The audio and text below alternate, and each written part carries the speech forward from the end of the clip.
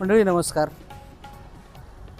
नगर परिषदेची अहमदपूरच्या निवडणूक होऊन 6 महिने उलटून गेलेत. 6 महिन्यांपासून जर बघितलं तर नगर परिषदेचा कारभार जो आहे तो शॉपिंग कॉम्प्लेक्स, नगर परिषदेचीच पण शॉपिंग कॉम्प्लेक्सची इमारत आहे, त्या इमारतीतून हाकला जातोय. आणि ही बाजूची इमारत जर बघितलं तर नगर परिषदेचं मुख्य कार्यालय जे आहे ती इमारत आहे.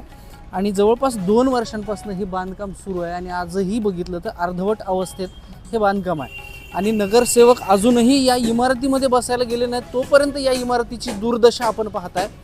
या इमारतीचं जे बांधकाम आहे ते कशा पद्धतीनं निकृष्ट दर्जाचं झालं आहे हे आपल्या समोरचं चित्र आहे. आणि त्याच पद्धतीनं आत्ता या इमारतीच्या साठी सुरक्षा भिंत जी आहे ती उभी करण्यात येते. त्या सुरक्षा भिंतीचं काम सुरू आहे.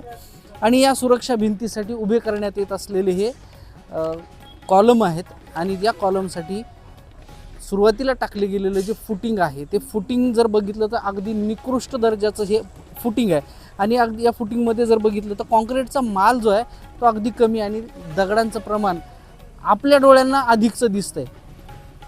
आणि ह्या सगळा भोंगळ कारभार जो आहे तो का आणि कशासाठी चालू आहे तर या भोंगळ कारभाराच्या पाठीमागं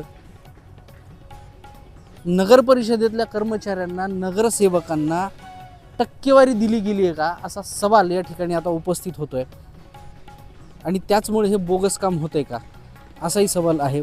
आणि दुसऱ्या बाजूनं जर बघितलं तर आज सकाळी या कामाचे अभियंता, इंजिनियर जे आहेत दहिफळे यांनी या कामावर व्हिजिट दिली, भेट दिली. आणि भेट दिल्यानंतर त्यांनी सांगितलं जे बोगस काम आहे, जे फुटिंग बोगस भरण्यात आलं आहे, हे फुटिंग सगळं खोदून काढायचं आणि परत एकदा ते फुटिंग भरण्यात यावं अशा पद्धतीचे आदेश संबंधित इंजिनियरांनी गुत्तेदाराला दिलेत. मात्र कुठलंही बोगस झालेलं काम न काढता आता वरचा कॉलम भरण्याचं काम जे आहे ते या गुत्तेदाराकडनं सुरू करण्यात आलं. म्हणजे इंजिनियरनं दिलेला आदेशसुद्धा तोंडी होता, तो तोंडी तसाच राहिलाय काय हा प्रश्न उपस्थित होतो. आणि फक्त तक्रारदारांचं समाधान करण्यासाठी इंजिनियरने आदेश दिलाय का असा प्रश्न या ठिकाणी उपस्थित होतो. कारण हे जे काम सुरू आहे आता, तो जो कॉलम ते कारागीर भरतायत त्याचं आता ठोकले जात आहेत, त्याची फळ्या ठोकल्या जात आहेत. तो कॉलम इंजिनियरने खरं तर त्याच्या खालचं फुटिंग फोडून काढा आणि नव्याने फुटिंग भरा अशा पद्धतीचा आदेश जो आहे तो आज सकाळीच दिलेला आहे. मात्र परत त्याच्यावरती जे आहे ते काम सुरू आहे. मग हे फोडून काढून परत भरणार का तर भरणार नाहीच असं हे चित्र आपल्याला आता पाहायला मिळते. खरं तर 4x4-5 ही खालची लांबी रुंदी असली पाहिजे फुटिंगची.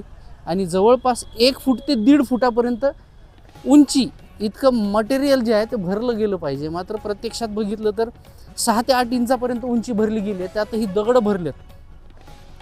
आणि 3x4 अशाच पद्धतीचं हे खालचं जे मोजमाप आहे ते बघायला मिळते. पण याच्यामध्ये दुरुस्ती कुठलीही न करता किंवा सकाळी दिलेला आदेश जो आहे तो फाट्यावर मारून गुत्तेदाराने त्याचं काम आपापल्या पद्धतीनं सुरू केलं आहे. आणि खालची फुटिंग जी आहे ते आता जर बघितलं तर मातीनं खरं ते बुजवण्यात आलं आहे.